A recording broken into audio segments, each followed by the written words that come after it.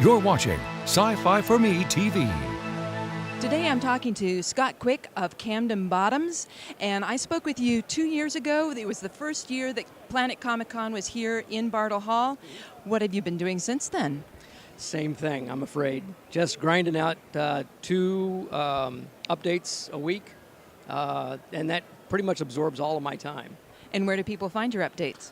On at www.camdenbottoms.com, and it's twice a week, rain or shine.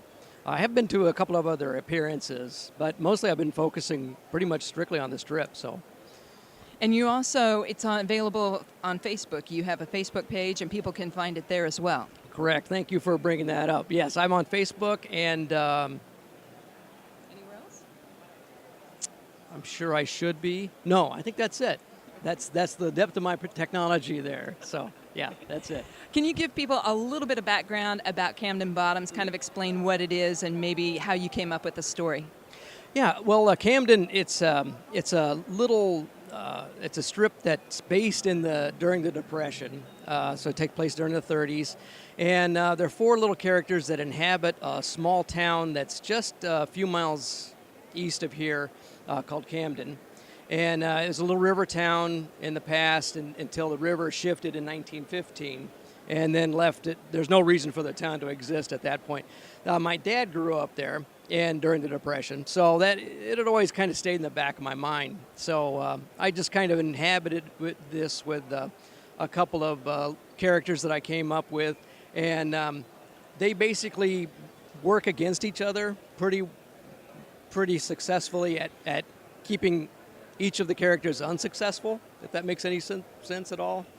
There's no malice behind it. It's just the complete incompetence of all the characters combined usually create a lot of disaster and ruin and heartache and that sort of thing. So you picked this because you actually have a family background, a family connection to this location.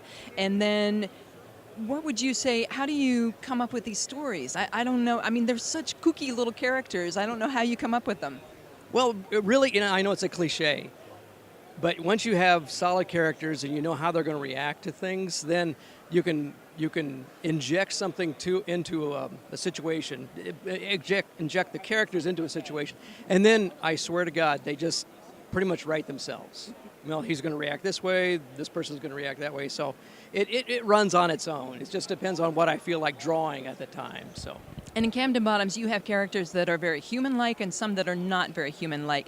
How do you come up with that mixture of different kinds of characters? Well, it's funny because I'm most comfortable drawing humans and basically, staying close to realistic.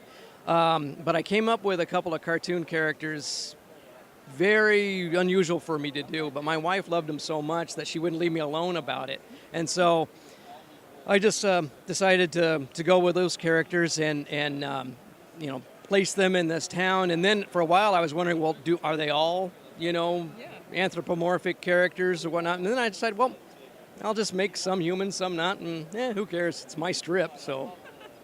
Nobody can tell you you can't. Yeah, tell me I can. It's my script. Exactly. No editors, no art directors. I love them, but it's all my show, so it's pretty satisfying that way. So how do you keep this going? I mean,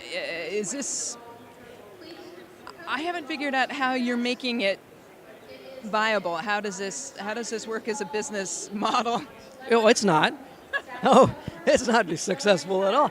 But no, it's just enjoyment, and then I can make a little bit at appearances and whatnot.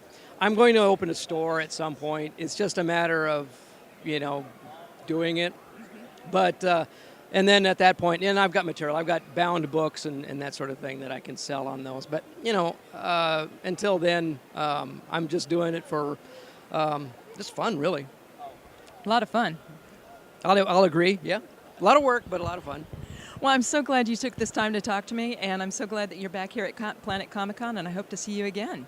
Thank you, and thanks for Sci-Fi for Me. I appreciate it. Thanks. Thank you.